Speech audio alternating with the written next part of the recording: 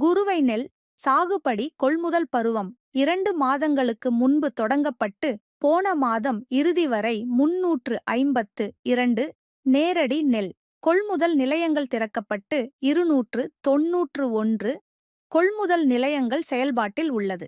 கொள்முதல் நிலையங்களில் நெல் கொள்முதலுக்கு தேவையான 8,06,563 சாக்குகளும், சேமிப்பு கிடங்குகளில் 12,73,628 சாக்குகளும் இருப்பில் உள்ளது.